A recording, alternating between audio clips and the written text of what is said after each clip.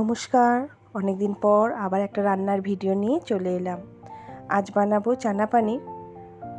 এই যে কেটে নিয়েছি টমেটো, পনিরটা লাল করে ভেজে নিয়েছি, পেঁয়াজ আর মশলা আগেই করে রেখেছিলাম, এটা চানাটা সিদ্ধ করে নিয়েছি।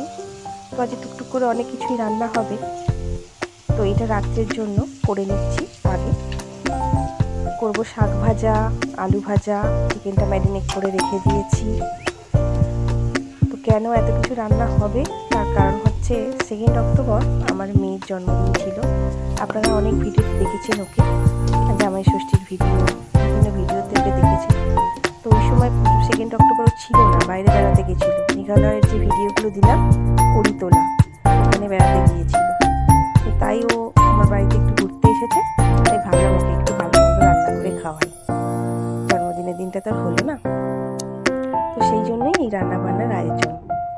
তাই টুকটুক করে গল্প করতে করতে চানা পানিরটা তৈরি করছি আর আপনাদের সঙ্গে গল্প করছি। তো এই যে দেখুন, পেঁয়াজটা লাল করে ভেজে নিয়েছি, আলুটা এবার দিয়ে কষিয়ে নিচ্ছি। এরপর চানাটা ঢেলে দেব, চানাটা ঢেলে দিয়ে ভালো করে কষিয়ে নিয়ে নুন মিষ্টি দিয়ে ঢাকা দিয়ে দেবো। তো এই রান্নাটা হতে হতে আমার ওদিকেও অনেক কাজ হয়ে গেছে, সমস্ত কেটে কুটে নিয়েছি, মশলাপাতি বেটে নিয়েছি। তো এই ভিডিওটা আপনারা যে যেখান থেকে দেখছেন সবাই একটু লাইক করবেন, আপনাদের অনেক ভালোবাসা পাচ্ছি আমি, তাই নতুন নতুন ভিডিও দেওয়ার সাহস পাচ্ছি। আপনারা এইভাবে আমার যদি পাশে থাকেন, আমি আরও নতুন নতুন ভিডিও আনবো। জানি যতটুকু পাচ্ছি আমি নিজের হাতে একাই করি, আমার কোনো ভিডিও তুলে দেওয়ার কেউ নেই, আমি একাই সব কিছু করি।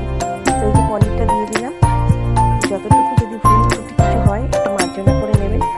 আর যতটা সম্ভব আমি সুন্দর করে করার চেষ্টা করি, আমি নিজেই এডিটিং করি, নিজেই সব কিছু করি, তার মধ্যে যতটা পারি দেখানোর চেষ্টা করি। আর এই যে পনিরটা দিয়ে একটু ফোটাবো, তবেই ভালো সুন্দর কালারটা আসবে। সব শেষ কাজ হচ্ছে ধনেপাতাটা দেওয়া আর গরম মশলা দিয়ে ভালো করে ফুটিয়ে আমার রান্না শেষ। তো নমস্কার, বিদায়।